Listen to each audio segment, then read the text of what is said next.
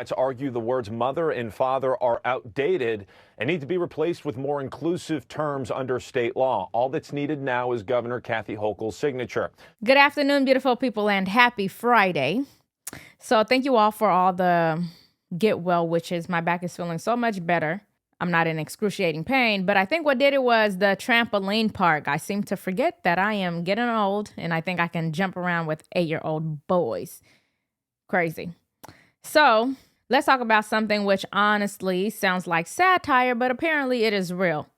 The New York State Legislature has passed a bill that would replace the words mother and father in portions of state law with terms like gestating parent and non-gestating parent and parentage. So if you ever had doubts that we are in fact living in our last days, example, because we're living in a time where some of society's most basic norms are being turned upside down. We've reached a point where lawmakers are debating whether the words mother and father should even appear in state laws. Words that have existed for generations. Words that nearly everyone understands. Words that represent some of the most important relationships in human life. And if this trend continues, where does it stop? Today, it's gestating parent. Yesterday was chest feeding. And then tomorrow, who knows what else will be considered unacceptable. They are constantly trying to redefine reality, and it's demonic. Welcome to Nelly Miranda.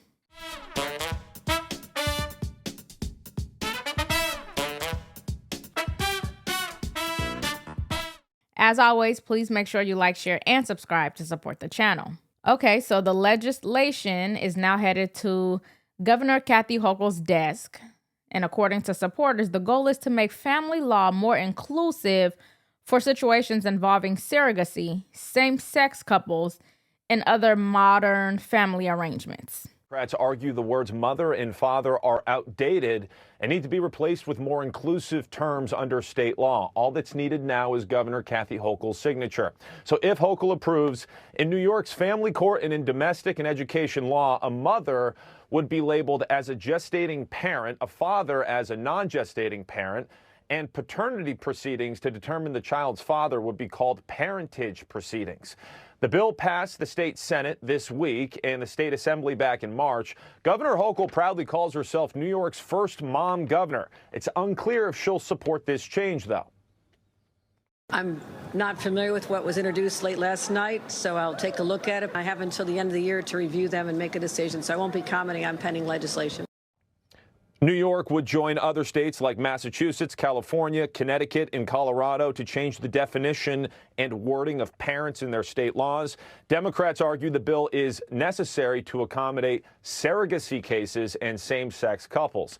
Now, Governor Hochul's up for re-election this year. Her main challenger, Republican Nassau County Executive Bruce Blakeman, tells Fox this morning this bill is a continuation of war declared on families by Democrats. To be honest, I do not think this is about treating people with dignity. Everyone deserves dignity to an extent. I think this is about something much bigger. It's about whether society is willing to erase basic realities that have existed since the beginning of human history. A mother is not a gestating parent. A father is not a non-gestating parent. These are not offensive words. They are not outdated words. They're some of the most meaningful words in the human language, understood by virtually everyone. Mama, dada is understood by everyone. Think about it. When a child falls down and scrapes their knee, they don't cry out for their gestating parent. Gestator, help me. When kids make Mother's Day cards in school, they don't write to the best gestating parent in the world. No, they just write mom. Because that is what she is. And honestly, the language itself is disturbing. For years, we were told that women should not be reduced to their biological functions. Yet now, some Democrat politicians want to replace the word mother with a term that literally reduces women to a biological process. Sam Antar had a funny post on X calling out the absurdity of it all. His post reads, "Coming soon to New York. Mother's Day will be Gestating Parent Appreciation Day. Father's Day, non-gestating parent recognition day. Mama, terminology violation. Dada, a terminology violation. Baby, a person experiencing infancy. Congratulations. We are pleased to inform you that you are the gestating parent of a baby boy. Maternity leave, gestational recovery leave. Hold on. I got to get serious. Expecting mother, anticipated gestating parent, breastfeeding, chest feeding, family tree, intergenerational relationship diagram, mom and dad, gestating parent, and non-gestating parent. This is so damn stupid. First of all, so I'm in Oregon, and in 2023, when I had my baby at the hospital, they asked me if I would be chest feeding. I was caught off guard by how stupid the question sounded. I asked the nurse, "What's that?" And she said, "It's breastfeeding. But we would like to be more inclusive, so we are now calling it chest feeding, but it's the same thing." I was like, well, yes, I'll be breastfeeding from my breast. Thanks to you, Natasha. So the bill actually passed both houses of the state legislature, and now it awaits Governor Kathy Hochul's signature if she decides to sign it. But the bill passed so fast and with no debate that several lawmakers were privately shocked when they learned it passed both the Senate and Assembly. If Hochul signs a bill, the words mother and father will be removed from family court law and replaced with gender-neutral terms. Mother would be replaced with gestating parent, and father would be replaced with non-gestating parent. The bill's memo argues that this new language is more inclusive, and it takes into account that a biological parent doesn't always mean that they are an actual mother or father in a child's life. For example, if a child is adopted or born from a surrogate. But critics of the bill argue that this change is unnecessary, especially when lawmakers only have one more day left of the legislative session before they leave Albany for the rest of the year. Republican Assembly Minority Leader Ed Raw weighs in. And we also asked Governor Hochul if she will sign the bill, but she avoided answering directly. We don't think it does anything to make New York more affordable on a permanent basis. And that's what New Yorkers are talking about. That's what they care about. They want to know what we're doing to make their lives more affordable. I'm not familiar with what was introduced late last night, so I'll take a look at it. But I have until the end of the year to review them and make a decision. So I won't be commenting on pending legislation. But what makes this even more frustrating is the timing. Families are struggling with inflation. We are in a war. People are worried about housing costs, crime, gas prices. Crime remains a concern in many communities, yet somehow lawmakers found the time to debate whether the word mother should exist in legal language. This is especially concerning because every society is built on certain foundational truths. Men exist, a woman exists, mothers and fathers exist, and children need stability.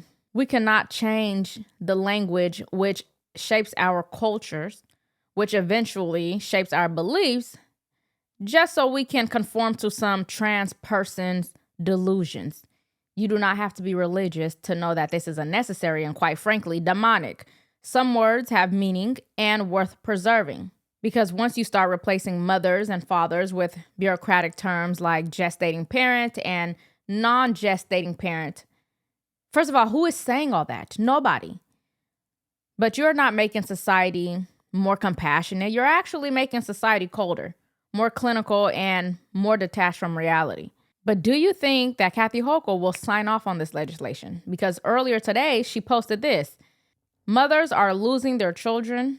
Mothers are losing their children. Students are losing their futures before they've even had a chance to begin.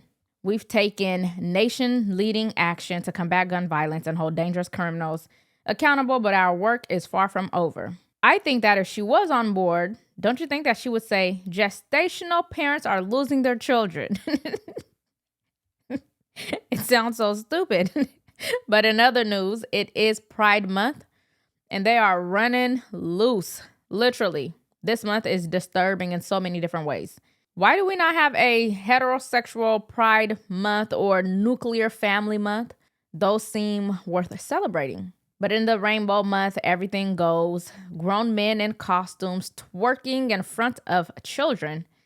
And all the adults in the room, they seem to be okay with it. This next clip is at a high school in Bellevue, Washington. Watch for yourself.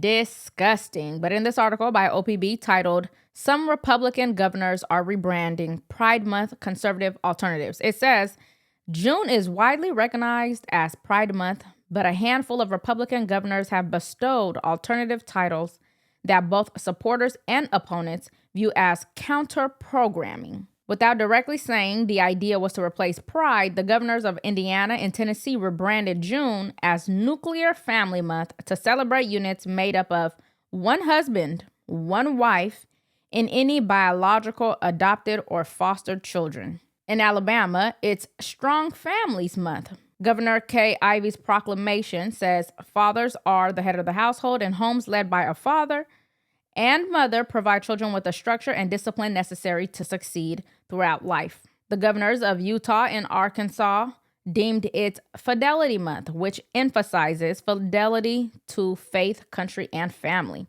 See, I can totally get behind that. So from now on, I will be celebrating Nuclear Family Month. It sounds good to me. So happy Nuclear Month to you all. But I would love to hear your thoughts. Do you think this is a harmless update to legal language regarding the terms mother and father, gestational, non-gestational parent? Or do you think this is another example of ideology going way too far?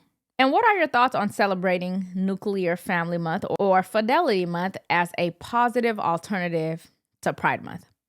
Let me know your thoughts in the comments, and if you got any value from today's video, please make sure you like, share, and subscribe to support the channel and ring the bell so you never miss an update. Thank you all for watching, and I'll see you in the next one.